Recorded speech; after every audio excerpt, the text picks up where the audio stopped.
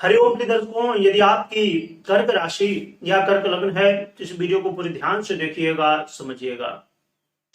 इस वीडियो में हम समझने वाले हैं, जैसे कि आपने थंबनेल में पढ़ा, वरदान साबित होगा ये समय 14 मई से लेके 14 जून, लगभग एक महीने का ये समय रहेगा। इस समय कुछ ग्रह स्थितियां ऐसी बन रही हैं जिनके वजह से वरदान साबित होगा। क्यों वरदान साबित होगा, इसे सबसे पहले हम समझ लेते हैं। क्योंकि वृषभ राशि पर सूर्य 14 मई से गोचर करेंगे। ये शुक्र की साधारण राशि है और ये एक ऐसी राशि है प्रिय दर्शकों, जो कि हर एक व्यक्ति के जीवन में इसके अधिपति ग्रह शुक्र प्रभावी है आज के समय में सबसे ज्यादा। क्योंकि शुक्र का ही प्रभाव दुनिया में देखा जाता है। जितनी भी हम संसारिक चीजें, लग्जरी चीजें, सब कुछ ये देखते हैं शुक्र के आधिपत्य में आता है। और दूसरी महत्वपूर्ण स्थिति है देवगुरु बृहस्पति की युति। देवगुरु बृहस्पति 1 मई से ही यहाँ पर गोचर कर रहे हैं और 14 मई से सूर्य गोचर करेंगे, जिससे बड़ा ही दिव्य राज लक्षण योग का निर्माण होगा, जिसे शिक्षक योग या अन्य नामों से भी जाना जाता है। इसके अलावा 19 मई 2024 ये जो समय है, इस दिन शुक्र खुद इसके अधिपति वृषभ राशि के अधिपति वृषभ पर गोचर करेंगे, जिससे यहां पर वैभव योग का निर्माण हो जाएगा, जो कि आपको बहुत कुछ देने वाला माना जाता है। खासकर नाम से आप समझ पा रहे होंगे, जो कि धन प्रदायक। परंतु यहां पर आपको समझना होगा कि प्रिय दर्शकों, हमेशा सिक्के के दो पहलू होते हैं। तो कुछ आपको लाभ मिलने वाले हैं, तो कुछ सावधानियां भी हैं। आइए समझते हैं। प्रिय दर्शकों, सबसे पहले मैं महत्वपूर्ण बात बता दूं कि ये जो मैं बताने जा रहा हूं राशिफल, तो ये जरूरी नहीं कि हर एक व्यक्ति के ऊपर सटीक हो, क्योंकि हर एक व्यक्ति की अपनी पर्सनल जन्म कुंडली होती है। उसके अनुसार आपके जीवन में जो आप मुझसे रिजल्ट सुनेंगे, उसमें परिवर्तन हो सकता है, चाहे वो अच्छा हो या बुरा हो, कुछ भी हो सकता है। आपकी दशाएं कैसी चल रही हैं। अब जैसे हम सूर्य की बात कर रहे हैं, देवगुरु बृहस्पति की, शुक्र की बात कर रहे हैं, इनकी क्या स्थिति है आपकी पर्सनल जन्म कुंडली में, वो निर्णायक स्थिति होगी कि हाँ, क्या रिजल्ट आपको कितनी मात्रा में मिलेगा। तो इसी बात के साथ हम आगे समझ लेते हैं कि आपको शुभ परिणाम क्या मिलेंगे। प्रिय दर्शकों, कर्क राशि वालों के लिए, कर्क लग्न वालों के लिए सूर्य आपके द्वितीय यानी कि धनेश हैं और आय भाव में गोचर करेंगे। ये अपने आप में बड़ा ही धन प्रदायक योग बन जाता है।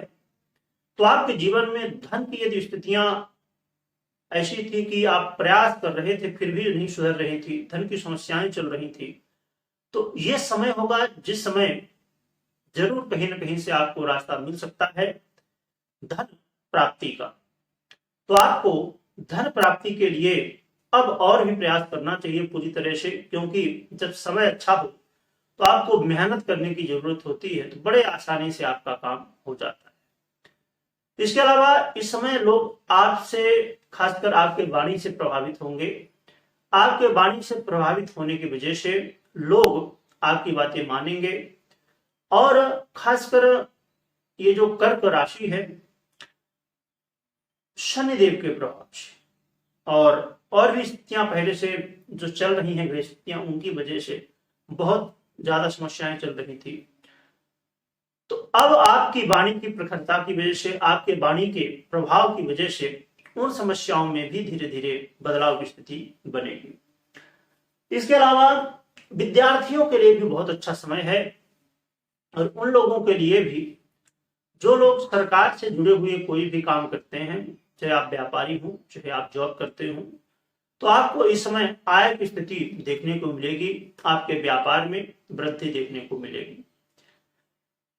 यह समय होगा जो बहुत सारी कामनाओं को आपके पूरी करेगा और इस समय बॉस का, बड़ों का आशीर्वाद मिलेगा, सहयोग मिलेगा। तो ये कुछ लाभ थे, परंतु कुछ सावधानियां भी हैं जिसे आपको ध्यान में रखना चाहिए।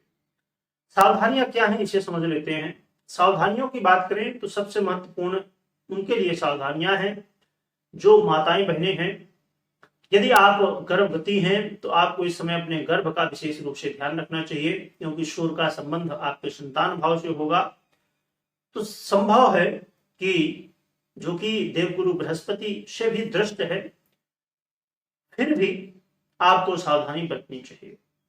लव पार्टनर के लिए भी यह समय अच्छा तो होगा, परंतु साथ में सूर्य की दृष्टि है जो कि विच्छेदात्मक मानी जाती है।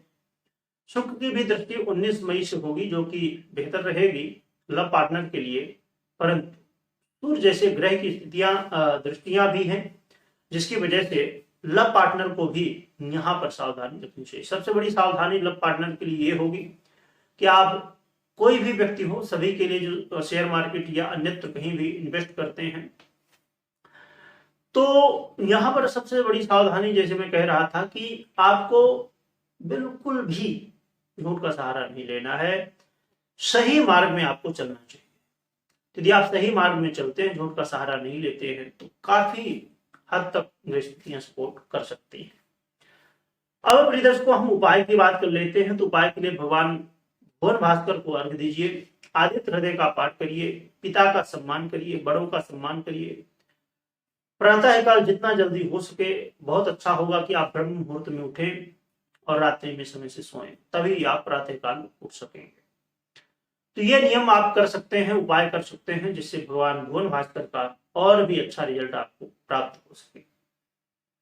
बाकी आपको अपनी जन्म कुंडली जरूर चेक करनी चाहिए, या तो कुंडली का विश्लेषण करवाना चाहिए, तभी कोई निर्णय लेना चाहिए।